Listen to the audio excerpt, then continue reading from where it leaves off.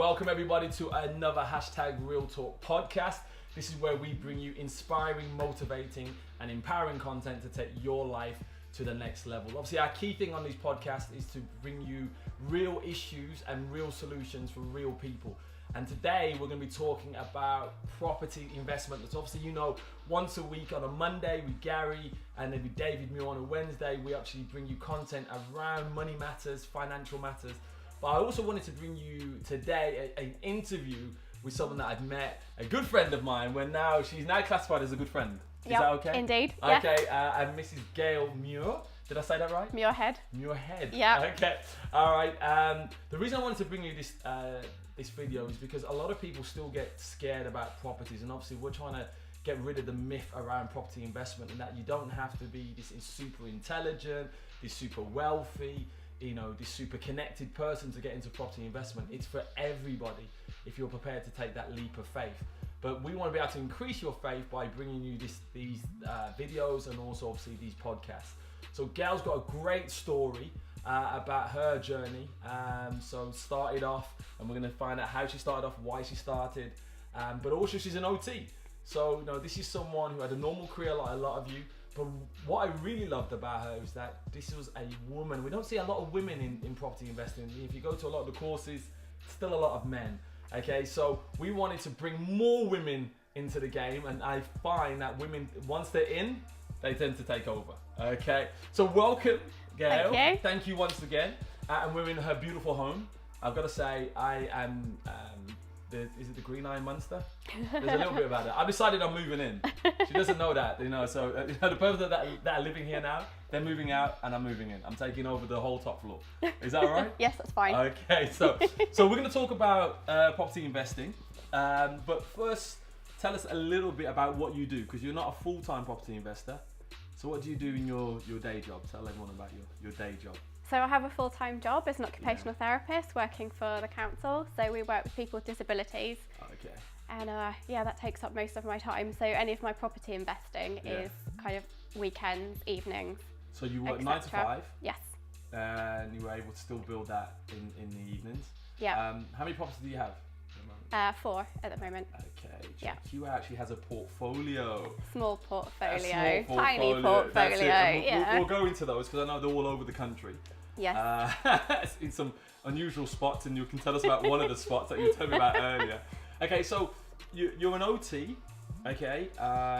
You've done your degree, got this career. Why did you want to get into property investing? Why did you start? And when did you start? So I do love property anyway, as a lot of people do. It's just quite fun. And it's a really good investment, so just for the future. And also just to give you a bit of breathing space financially, just to give you that bit extra so that you don't have to worry about work if anything goes wrong or if you get sick or anything like that. Perfect. So when did you start? How many years ago are we looking at now? About 14 years ago, my sister and I bought our first house. Thank you. You only did, Early 20s. That's it. Yeah, we bought our first house, and we were quite lucky in that we did get a bit of a bargain for our first one. The estate agent used to laugh at us because we'd go in there and we'd say, I want a 3-bedroom house, and he would say, nope, you haven't got the money for it, you can only afford a 2. And we just kept going in. Was that based on your deposit or your actual earnings? A bit of both, really. We just didn't have really have a lot of money, but we were quite ambitious and quite hopeful, and so we just kept going in there, and he just kept laughing at us and saying, you don't have the money. And eventually we got a bargain, which is, I just think it's a bit of a miracle, really. We got someone who just wanted to sell really quickly. We went to see it the day it went on the market. I think the second day we went with our parents. The third day we put in the offer. By the end of the week it was off the market. Wow. And it was ours because they're a bit of a motivated seller, which I didn't know in those days because we hadn't done our training, but we still did the right thing kind of by accident. Yeah. So here's the thing, I love what you said, because a lot of people may think, and I'm going to extract some of the things that you're saying. A lot of people will say to themselves, I don't have the money. Someone will say, you don't have enough. But you were dogged enough to say, actually, this is not going to stop me. Yeah. All right. What made you continue? Because a lot of people will be put off. Like once a broker, a mortgage advisor says you don't have enough money, they would have just stayed in their lane, but you didn't do that. You still went after the vision. How did you do that? How did you find that determination want to have a better word to continue? I think I'm just used to just keeping going, and I think when you're blonde, people tend to think you're a bit silly anyway. Yeah. People look at me like that as well. I'm not blonde, but I look younger than I am, I think. Yeah. And years ago, we looked even younger. So we were kind of used to people not taking us very seriously and just having to keep going. So we just carried on. We're like, I don't mind if you're laughing at me. Just going to carry on. So did you go out then and look at a property? Because he said that you can only get a 2-bed. Yeah. And obviously you bought a 3-bed. Yeah. Did you just say, forget what he said, I'm going to totally dismiss rationale? Yep. Okay, which is what you said. And just go, and did you just look at solely 3 beds anyway? We just kind of hang around really until the right deal came about. I love the way you did that. So you totally ignored the rules that someone said. Don't worry about that. We know what we want. And obviously you said that you got lucky. How many houses did you see before you saw your first one? We did see a lot of houses, probably about 20, which is why when the right one came up, we knew it was a bargain. Yeah. So that's why we were able to make such a quick decision and just take it off the market immediately before anyone else saw it. I think that's a really good training point for anyone watching this video or listening to the podcast, is don't make a decision on the first property that you see. Mm-hmm. You know, see lots. And I always say to everybody, even if you don't have the money, have a look at millions of houses if you can. Look in, on Rightmove, look online, go and look at them. So when you see a bargain, you'll just know instantly without having to do any numbers. You'll just go, wow, there's no way. Last week I saw the same house for £20,000 more. So you said that helped you. Yeah, you have to be able to act quickly when there's a bargain, or someone else will jump in. So did you ask them on your first one? Was that the asking price you paid, or? How did you? I think it was a little bit less, but it wasn't far off. We didn't do a really cheeky offer. Oh, okay. So they were just really desperate to sell. Brilliant. So you found a motivated seller, and we'll talk about that. I think that's a great little point there. But if I go back to your joint investing, which is what you did, which is another trick of the trade. If you want to move forward, sometimes doing a JV or a joint venture, and you did that with your sister. Yeah. So who approached who? Did you approach your sister, or did she approach you and said, look, I really want to get into properties? Should we double up? I think it's we wanted to get a house anyway, so it's always we always knew it's a good investment, so it was always the plan. And our parents were quite keen to get rid of us, so they gave us a deadline and said, by that time you need to get out. Do you know, that's actually a great principle, because they say, don't they, when you're setting goals, have a date in mind. Yeah. So you had a date that we've got to find a house by this time. Yeah. And you came together in a joint venture, and then you found a motivated seller. Yeah. Now, people say there's no deals out there, but actually there's different reasons why people have been motivated. What was the reason for your lady being motivated again? So it was 2 friends that had bought a house years before. So these 2 guys were living together, and one of them had got married. Oh, and I think it was all a bit awkward, and it got to the point where I don't think they were even talking to each other. Oh wow! But living in the same house. Yeah. So they just wanted shot of it, so they could move out. Just give me some money. Just if you can move quickly. Yeah. And the great thing is about that situation, there's loads of little points that I'm seeing in this, is that because you didn't have anything to sell, you can move quickly. Yeah. So if you find a motivated seller, someone who wants to just get the deal done as quickly as possible, you can negotiate a better deal. But also if you're in a position to buy quickly, okay, you can find those favourable opportunities as well. Okay, so you got your first one. Yeah. Okay, you could have stopped there. Yeah. You and your sister, you're home now. How long before you bought your second house? 10 years. So was it? Okay. Was you getting all your research in place in that time? Well, we just didn't have the money to go again, because we hadn't done our training at that point. Yeah. So had we found property training earlier, we would have done it differently, but we just didn't know. Yeah, okay. Now you talk about the property training, and you mentioned that twice. So how valuable was it to have the information from an organisation, whoever that was, to have that extra foundational knowledge, which obviously spurred on your property investment? How valuable is it to get education, whether that be from a podcast, seminar, webinar, whatever? It completely changed things, because we were really stuck. Yeah. And we couldn't buy another house. And then when we did the training, we realised about using other people's money and all of and how to get finance, and then we were able to keep going. So 10 years, you've watched a lot of Channel 4. Okay, thumbs under the hammer, and like that, right, we're going to become investors now. Yeah.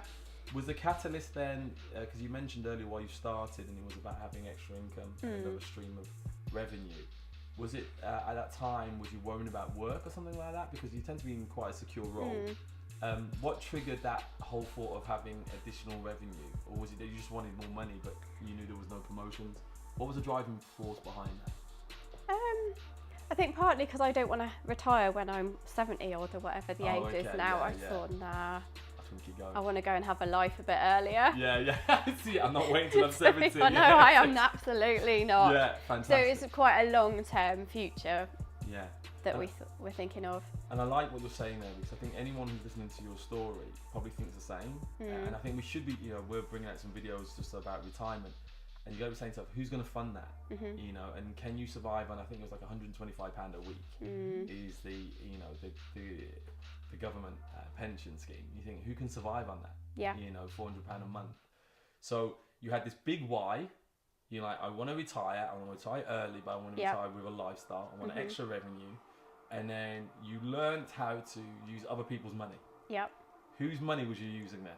Okay, tell us a little bit about that. Can you expand on that a little bit more on the first one, or did you remortgage your first property? So we remortgaged the first one because it had gone up quite a bit. Yeah. And then we used that to go into the second one.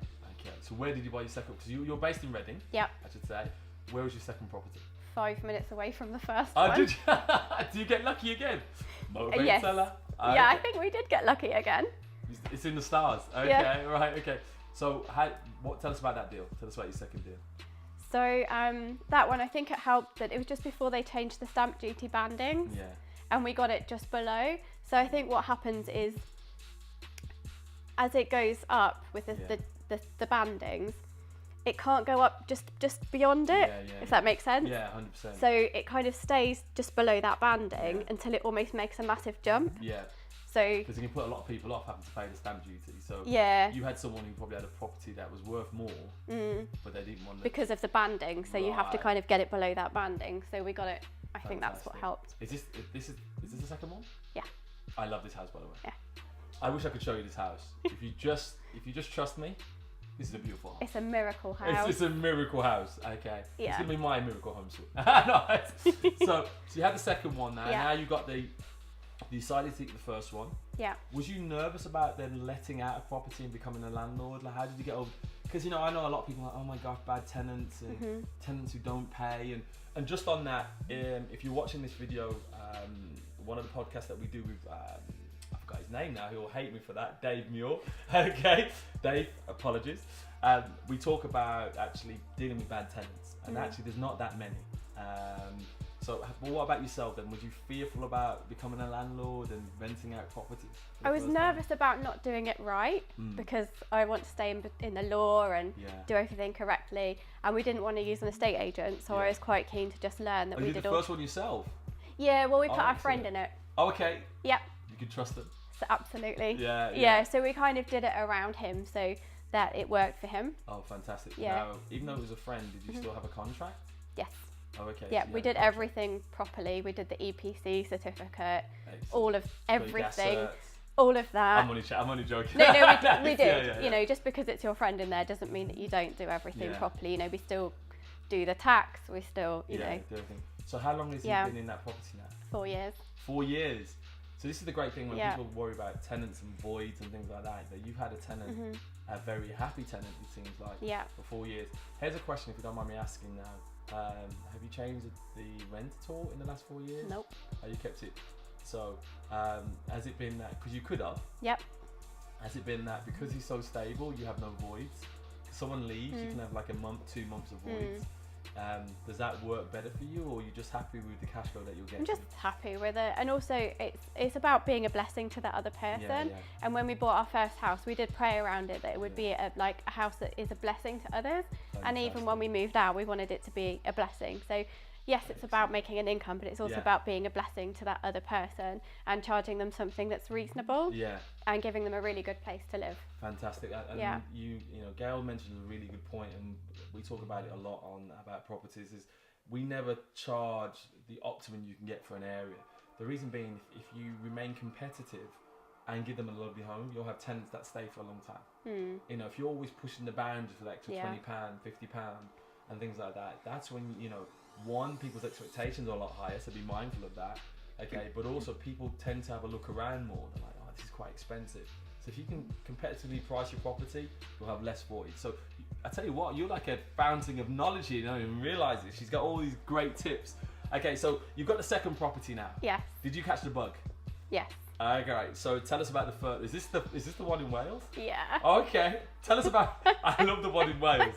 Right, so tell us about the property in Wales and why you bought one in Wales. If you imagine you've got 2 properties in Reading. Yeah. And now you've trekked to the other side of the country and bought one in Wales. Why in Wales? It was quite hard to afford another one in Reading because prices are quite high, and the yields are better in other parts of the country, and you don't have to put as much cash in. Yeah. So we looked at Midlands, up north, and Wales as possible places to invest. Oh, so it was the yield that attracted you to Wales? Yeah. I thought it was something else. And God, yeah. and then it was really pretty, and there's really nice beaches. So we kind of like, do we go up north or do we go to Wales? Stoke, Wales. Well, I can see where you were going with that. Okay. Yeah. Brilliant. So we spent lots of time at the beach. Yeah. And you were saying to me that you actually did a lot of work on that property as well. Yeah, so we went down there every weekend for about 5 months, probably about 4 months. Wow. And did most of it ourselves. So we did the rip out ourselves, my sister and I with our friend. I would have loved to see your Bob the build that. Did you have overalls and everything? No, but we probably looked quite scruffy. Okay, you were a cool builder. Just scruffy old clothes. Okay, right, yes. Yeah. And we slept there on the floor while we were doing it. And I think that's the other side of property investment, is that sometimes you just have to get your hands dirty. Yeah. If you want to make the money, you're going to have to have that sacrifice. So you said that was 4 months, 4 to 5 months, no weekends. Yeah. Little evenings. Was it worth it? Was the sacrifice worth it? Yeah. Yeah, because we enjoyed it, and I think it's really important to enjoy the journey as well, not just be thinking, well, what is the end product? But yeah, you've got to have fun. Yeah, 100%. And we did have fun. Do someone as well. Yeah. So that's brilliant. Yeah. So you got your beautiful little place now. Yeah. In Wales. Okay. You've got your 2 properties, then in Reading. Yeah. Where's the 4th? Stoke. Oh, you did go to Stoke. We did go to Stoke. You went to beautiful and you went to Stoke. This is no disrespect to anybody who lives in Stoke, by the way. It's a beautiful place, and I'm sure there's. Yes, let's quickly move on. So why Stoke? Because although we really loved Wales and we had lots of fun kind of doing up the property and being at the beach, it didn't work for HMOs. Oh, okay. And we wanted to do. Do you want to explain to anyone who doesn't understand what HMOs are? Yeah, house of multiple occupation, where you rent out per room. Okay, brilliant. So you chose. How did you find out about that? Was that from your training?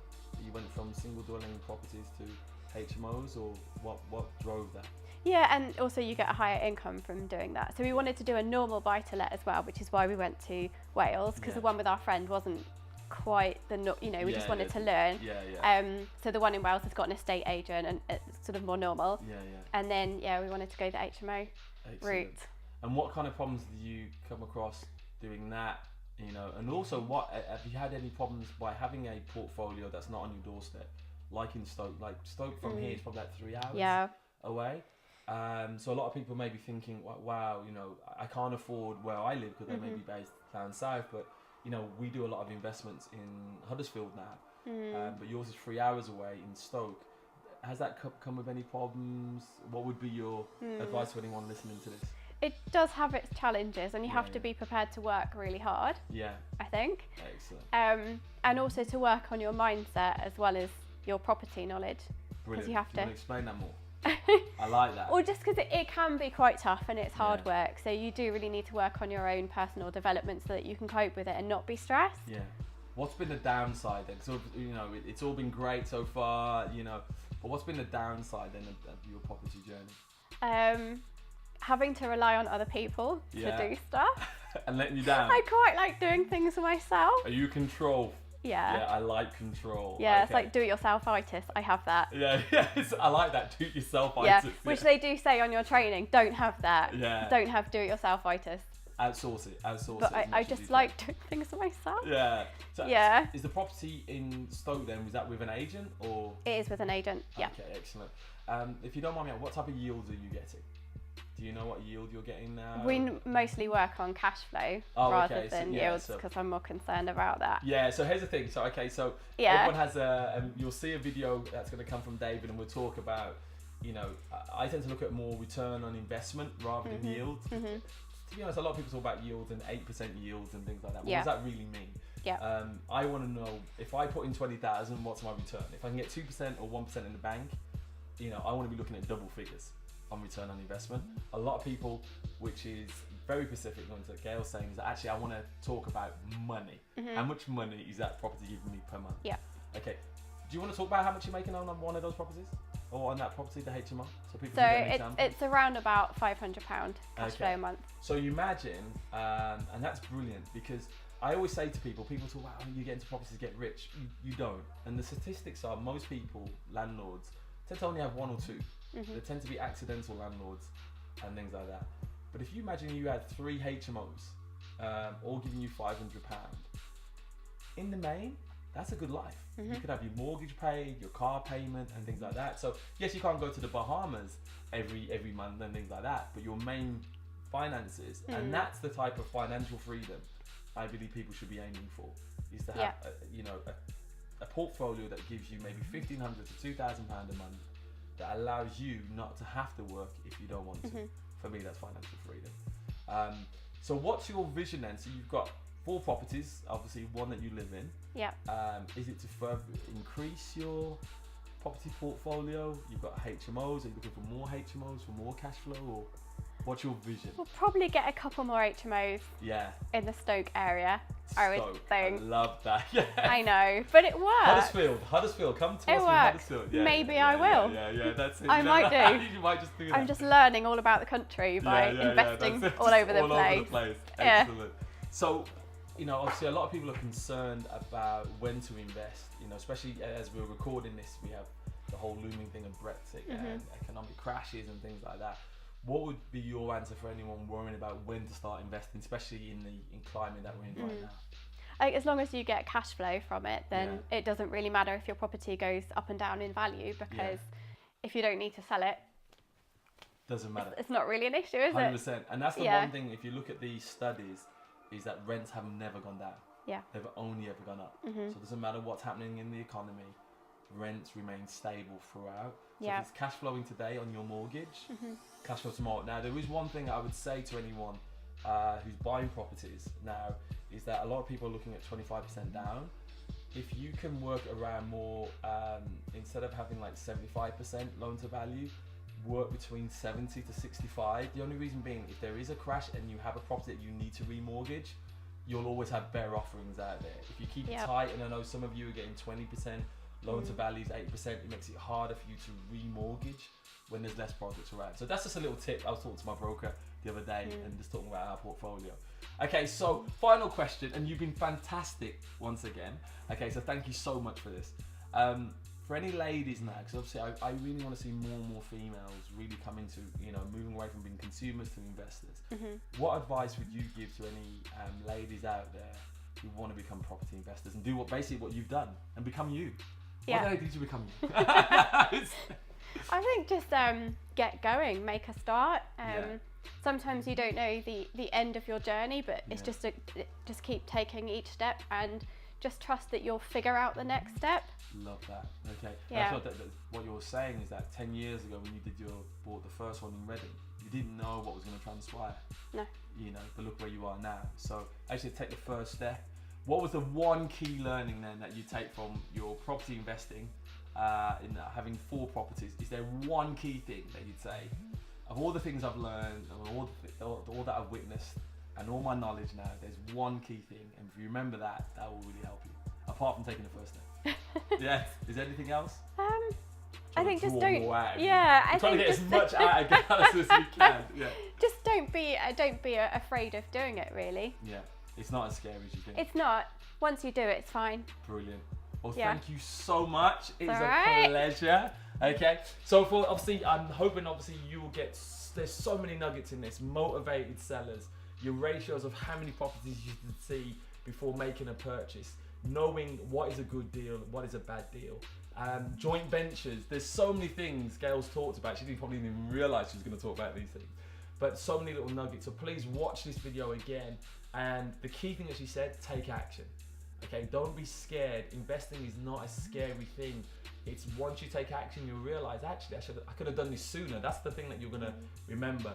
So thank you for joining us. Remember to subscribe. We're on obviously iTunes, SoundCloud, if you look for the hashtag Real Talk, but also on YouTube. Please subscribe on GenHope TV, but please leave us your comments as well. Also, one of the things, if you go to the website, and the details will be below, you can click a free guide that we've got for any new investors.